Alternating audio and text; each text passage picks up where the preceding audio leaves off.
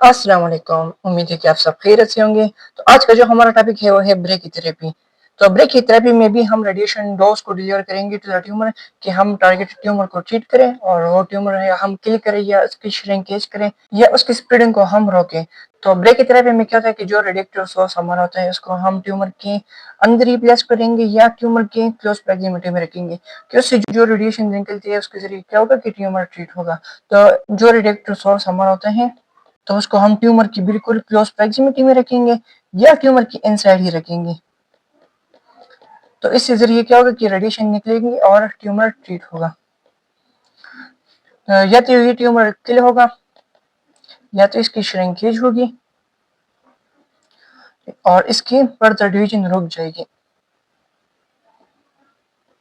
तो ब्रेकीथेरेपी में हम स्टिल रेडिएक्टिव सोर्स को ही यूज करेंगे और इस रेडिएक्टिव सोर्स को हम ट्यूमर के इनसाइड प्लेस करेंगे या फिर उसकी क्लोज प्रॉक्सिमिटी में रखेंगे तो उससे जो रेडिएशन निकलेंगी उसके जरिए ट्यूमर ट्रीट होगा। ब्रेकीथेरेपी के जरिए डिफरेंट कैंसर साइट को ट्रीट किया जाता है, जैसा कि अगर एक ट्यूमर स्किन एरिया पे है तो उसको ट्रीट किया जाता है थ्रू ब्रेकीथेरेपी, या आई एरिया पे कोई ट्यूमर है प्रोस्टेट में, ब्रेस्ट में, cervix, lung, nasopharynx and soft tissue tumours. तो इस एरिया पे अगर कहीं पे ट्यूमर फॉर्म हुए तो उसको हम ब्रेकीथेरेपी के जरिए ट्रीट कर सकते हैं।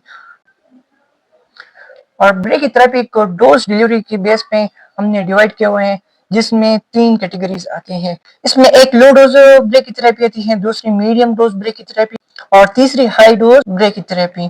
तो इसको डोज के बेस पे ही कैटेगराइज किया गया है। तो लाइक एलडीआर में 0.4 से 2 ग्रे पर हावर तक डिलीवर किया जाता है और मीडियम डोज रेट में 2 से लेकर 12 ग्रेस पर हावर तक डिलीवर किया जाता है और हाई डोज रेट में 12 से ज्यादा डोज डिलीवर किए जाते हैं पर आवर। तो इसको इस तरह डिवाइड किया गया है on the basis of the doses. फिर इसमें नेक्स्ट आती है पल्स डोज रेट ब्रेकीथेरेपी। तो पल्स डोज ब्रेकीथेरेपी में क्या होता है कि इसमें हाई रेडिएशन डोज को डिलीवर किया जाता है थ्रू अ स्मॉल फ्रैक्शन। तो इसमें डिफरेंट इंटरवल पर रेडिएशन डोज डिलीवर किया जाता है, लेकिन फ्रैक्शंस में। तो फ्रैक्शन में हम क्या करते हैं कि थोड़े थोड़े डोज डिलीवर करते हैं।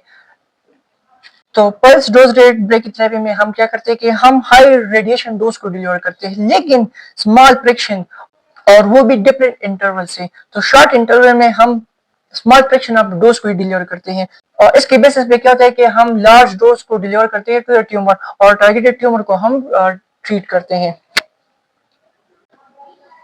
तो अब ब्रेकीथेरेपी को किस तरह परफॉर्म किया जाता है कि हम एक रेडिएक्टिव मटेरियल को इनसाइड द बॉडी किस तरह प्लेस करते हैं। तो इसमें कैथेटर की यूज किया जाता है, कैथेटर या फिर एप्लीकेटर। तो कैथेटर या एप्लीकेटर के जरिए हम रेडिएक्टिव मटेरियल को इनसाइड द ट्यूमर प्लेस करते हैं। तो इस फिनोमेना को हम कहते हैं after automatic after load equipment.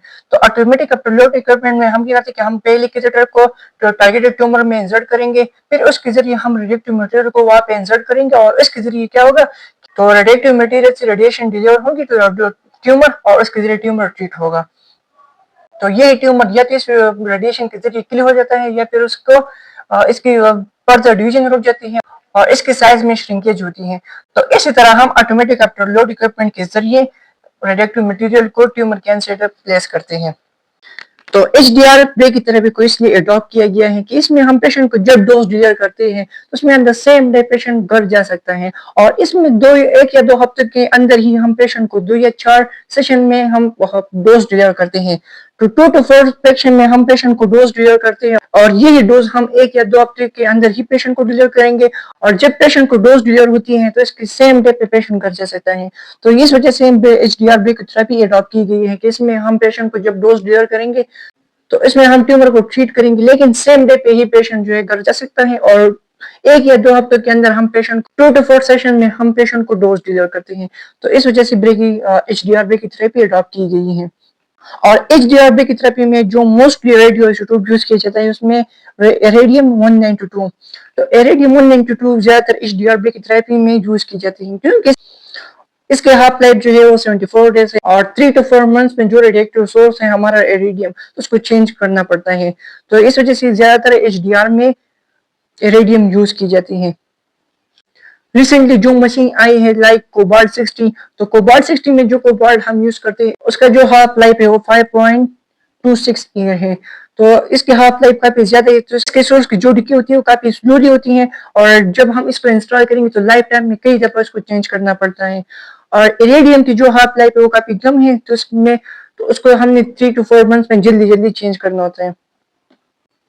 تو اب جیسے کہ میں نے کہا کہ یہ ہمارا ایک ریڈی ایکٹیو سورس ہے، تو اس کو ہم ٹیومر کے اندر پلیس کریں گے یا ٹیومر کی بالکل کلوز پراکسیمیٹی میں رکھیں گے، تو اس سے کیا ہوگا کہ جب ریڈیشن نکلیں گے تو یہ ٹیومر کی ٹریٹ ہوگا۔ اور یہ ٹیومر کس طرح ٹریٹ ہوگا، یا تو اس کی ڈیتھ ہوتی ہے، یا تو اس کو شرنک کیا جاتا ہے، اور یا اس کی فردر ڈویژن رک جاتی ہیں۔ تو اس طرح ہم بریک تھراپی کے ذریعے ایک ٹیومر کو ٹریٹ کرتے ہیں۔